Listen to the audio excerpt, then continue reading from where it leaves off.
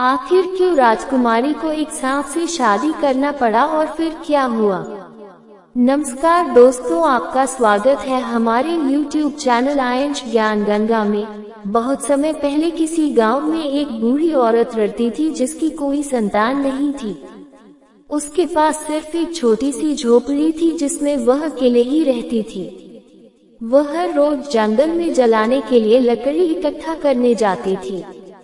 एक दिन एक छोटा सा सांप उसकी लकड़ियों के गट्ठर में घुस गया। इस पर उसने ध्यान नहीं दिया और बूढ़ी औरत ने लकड़ियों को अपने कंधे पर उठा लिया और घर लौट आई। जब उसने लकड़ियों को फर्श पर गिराया तो सांप बाहर निकल आया और वह बिल्ली के साथ खेलने लगा। बूढ़ी औरत ने सांप को मारना चाहा, सच बोला, माँ तेरे कोई संतान नहीं है, मुझे मत मार, अपना बेटा समझ ले। उसने उसे अपना बेटा समझकर रख लिया। समय बीतता गया और वह सांप कुछ समय बाद बड़ा हो गया।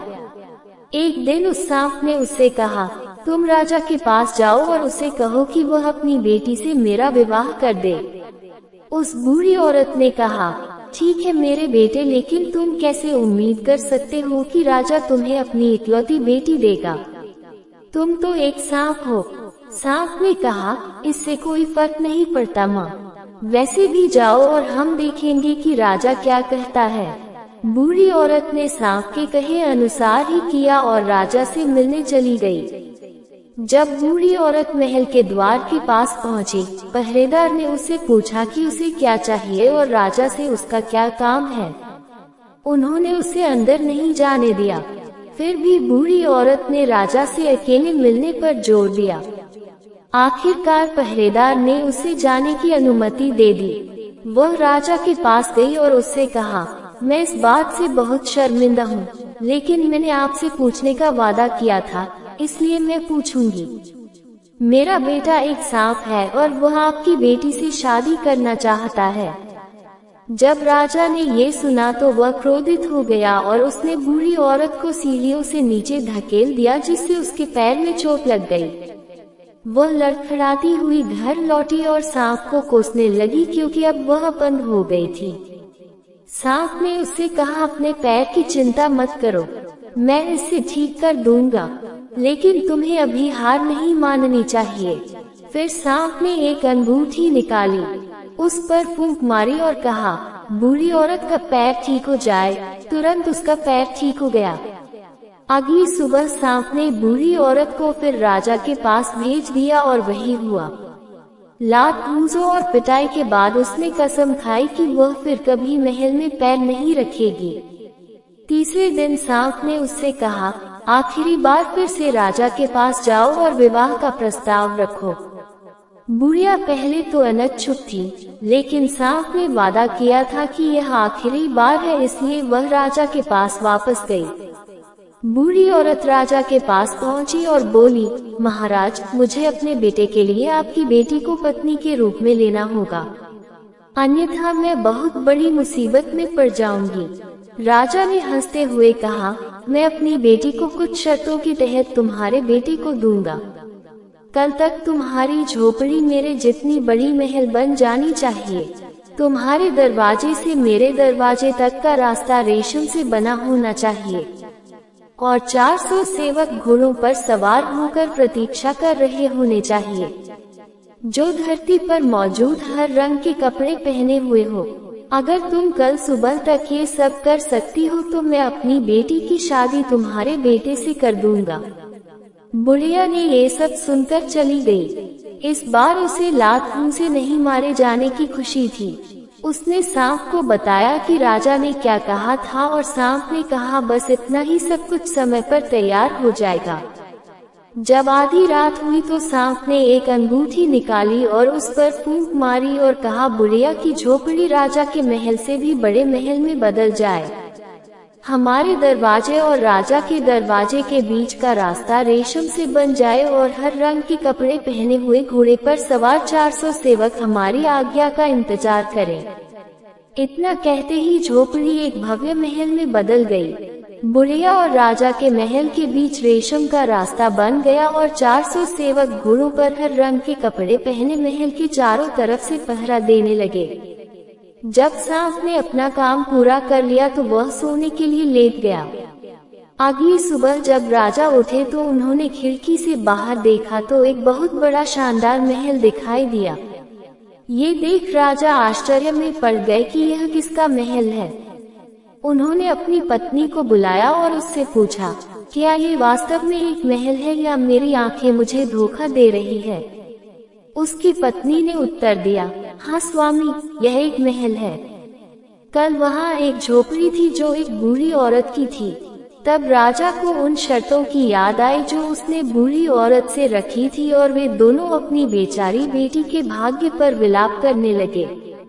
अब उसे सांप से शादी करनी होगी क्योंकि उन्होंने अपना वचन दिया था और उसे तोड़ नहीं सकते थे। इधर सांप शादी के लिए उत्सुकता से तैयार होकर घोड़े पर सवार अपने सैनिकों के साथ चल दिया। राजा दुखी मन से राजकुमारी और सांप की शादी करवा दिया। विवाह संपन्न होने के बाद जब सांप राजकुमारी के कक्ष में गया तब राजकुमारी सांप को देख डर के मारे चिल्ला उठी। राजकुमारी के डरने से सांप अपनी त्वचा उतार दी और इतना सुंदर युवक बन गया कि वो पूरी तरह से अभिभूत हो गई। फिर सांप ने कहा, मेरी प्यारी पत्नी, कभी किसी को यह मत बताना कि मैं रात में इंसान हूँ और दिन में सांप, क्योंकि अगर तुम ऐसा करोगी तो मैं गायब हो जाऊंगा और तुम मुझे फिर कभी नहीं पा सकोगी।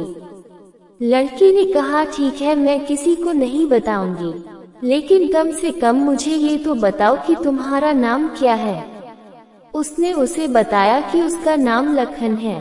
अगली सुबह राजा ने अपने दूत को सांप के महल में ये पता लगाने के लिए भेजा कि क्या उसकी बेटी अभी भी जीवित है। जब दूत ने ये देखा कि लड़की बिल्कुल ठीक है और खुश भी है तो उसने राजा को बताया, महाराज, चिंता करने की कोई जरूरत नहीं, राजकुमारी बिल्कुल ठीक है और बहुत खुश है। ये सुन राजा को संदेह हुआ और उसने जो सुना था उस पर विश्वास नहीं किया। अगले हफ्ते राजा ने अपनी बेटी और सांप को दोपहर के भोजन पर आमंत्रित करने के लिए एक नौकर भेजा। जब उसकी बेटी और दामाद आए तो लड़की की मां रोते हुए कहा, ओह मेरी बेचारी बेटी, हमने तुम्हें इतना दुख दिया है, तुम कितनी दुखी हो। लेकिन लड़की ने जवाब दिया कि वह बहुत भाग्यशाली महसूस करती है। कुछ दिनों बाद शहर के दूसरे हिस्से में एक भव्य विवाह समारोह होने वाला था, जिसमें राजा और उसकी बेटी को आमंत्रित किया गया था। सांप ने अपनी पत्नी से कहा, तुम जाओ, मैं आज शाम को आऊंगा ताकि किसी को पता ना चले कि यह मैं हूँ जो मनुष्य में बदल गया हूँ। और याद रखो, तुम जो जानती हो उसे किसी को मत बताना, क्योंकि अगर तुम ऐसा करोगी तो तुम मुझे फिर कभी नहीं देख पाओगी। लड़की अकेली विवाह समारोह में चली गई और जब रात हुई तो सांप ने अपनी खाल उतारी और एक सुंदर युवक बनकर चल दिया। जब दोनों वहां पहुंचे तो सभी लोग आश्चर्य से खड़े हो गए क्योंकि उन्हें लगा कि कोई देवदूत अभी अभी आया है। जब दोनों वहां पहुंचे तो सभी लोग आश्चर्य से खड़े हो गए क्योंकि उन्हें लगा कि कोई देवदूत अभी अभी आया है। थोड़ी देर बाद वह इतनी खूबसूरती से नाचने लगा कि सभी लोग आश्चर्य में खड़े रह गए और सोचने लगे कि वह इस दुनिया का कोई प्राणी नहीं है, वह स्वर्ग से आया होगा। लड़की की माँ उसके पास बैठी और बोली, मेरी प्यारी बेटी, तुम कितनी भाग्यशाली होती अगर तुम्हारा पति ऐसा ही कोई आदमी होता। लड़की इसे और बर्दाश्त नहीं कर सकी और बोल पड़ी, वह मेरा ही पति लखन है माँ, जिससे मैं बहुत प्यार करती हूँ। जैसे ही उसने बात की लखन अदृश्य हो गया और किसी को समझ नहीं आया कि वह इतनी जल्दी कहाँ गायब हो गया। लड़की ने इधर उधर देखा, उसे कहीं नहीं दिखा तो फूट फूट कर रोने लगी। अब देखो तुमने मुझे क्या करने पर मजबूर किया माँ। उसने मुझे चेतावनी दी थी कि मैं किसी को ना बताऊं कि वह कौन है, नहीं तो वह मुझे हमेशा के लिए छोड़ देगा। मुझे उसकी तलाश में निकल जाना चाहिए। उसने मुझसे कहा कि अगर मैंने उसे खोजने की कोशिश की तो मुझे लोहे के जूते, लोहे की छड़ी और एक यात्रा बैग की आवश्यकता होगी। उसके माता पिता ने उसे वह दिया जो उसे चाहिए था। वह अपने पति की तलाश में निकल पड़ी। वह बिना कुछ खाए पिए कई दिन और रात घूमती रही। फिर भी उसे कुछ पता नहीं चला। थके हारे चलते चलते उसे एक रहस्यमयी बुढ़िया मिली। उसने कहा, सूर्यदेव के पास जाओ, उनको जरूर मालूम होगा कि तेरा पति कहाँ है। लड़की चलते चलते सूर्यदेव के पास पहुंची और उनसे सारी घटना बताते हुए कहा, हे सूर्यदेव, मैं अपने पति लखन को ढूंढ रही हूँ। क्या आपने अपनी यात्रा के दौरान उसे कहीं देखा है? सूर्यदेव ने उत्तर दिया, नहीं पुत्री, मैंने उसे कहीं नहीं देखा। लेकिन जाकर चांद से पूछो कि क्या उसने तुम्हारे पति को रात में देखा है। बेचारी राजकुमारी अपने रास्ते पर चलती रही। कई दिन और रात भटकते भटकते आखिरकार चंद्रदेव के पास पहुंच गई और रोते रोते चंद्रदेव से सारी घटना सुनाई। चंद्रदेव भी उसे कुछ नहीं बता सके और उसे पवन देव के पास भेज दिए। राजकुमारी हारे थके पवन देव की तलाश में चल पड़ी। चलते चलते अपनी आखिरी ताकत के साथ किसी तरह पवन देव के पास पहुंची और रोते हुए अपनी सारी बातें सुनाई। मैं लखन की तलाश में हूँ जो मेरे पति हैं। उसे गायब हुए बहुत समय हो गया है और मैं उसे ढूंढ नहीं पाई हूँ। पवन देव को पता था कि उसका पति कहाँ है। उन्होंने राजकुमारी को अच्छे से भोजन कराया और कहा, तुम्हारे पति को समुद्र के पार कुलशेद नामक दैत्य ने बंदी बना रखा है। वह यहाँ से बहुत दूर है।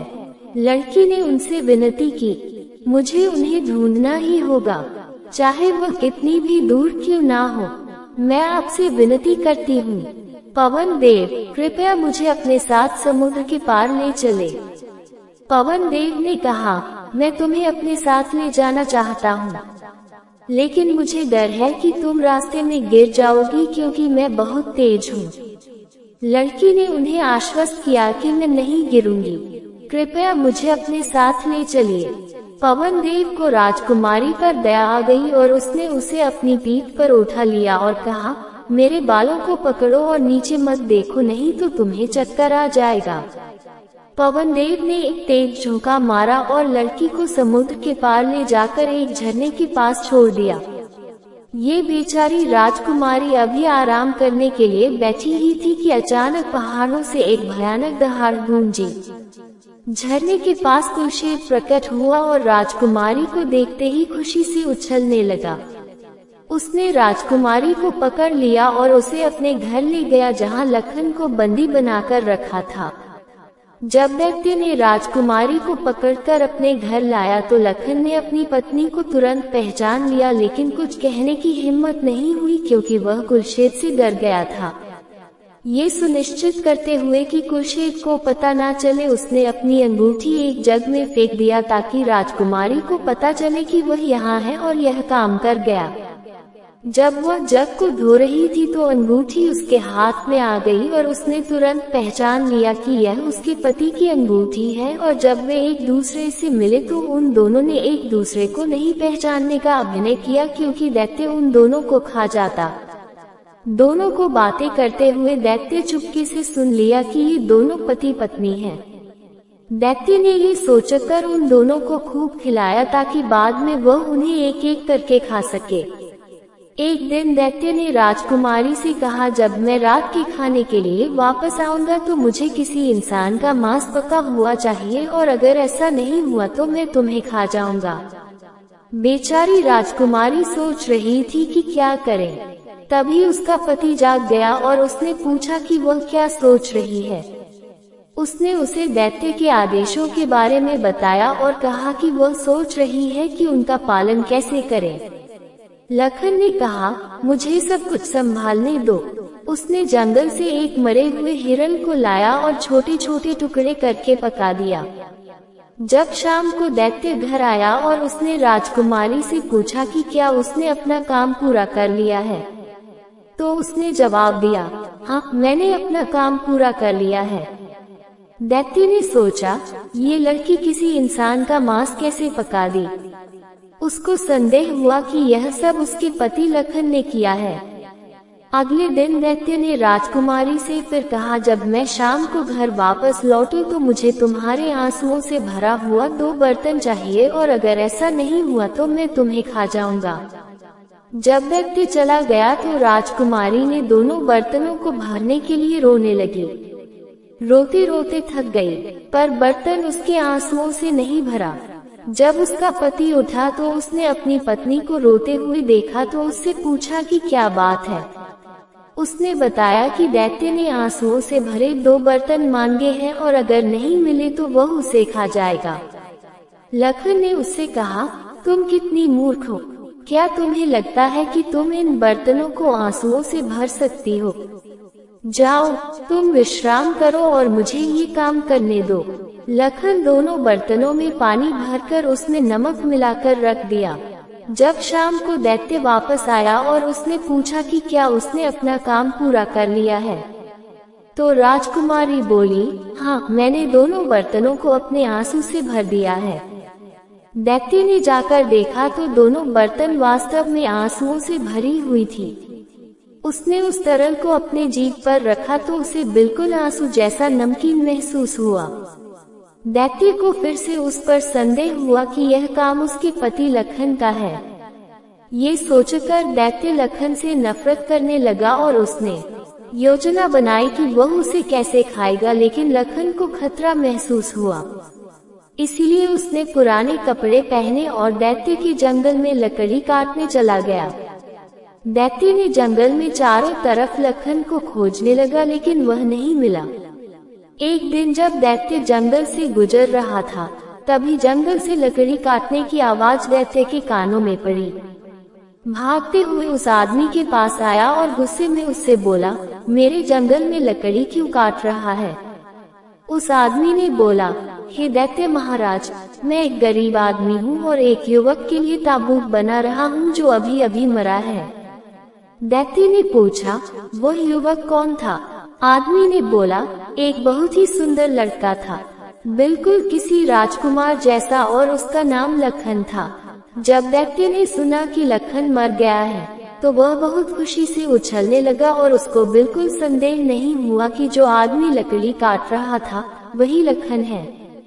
आदमी ने पूछा, क्या तुम उस लड़के को जानते हो?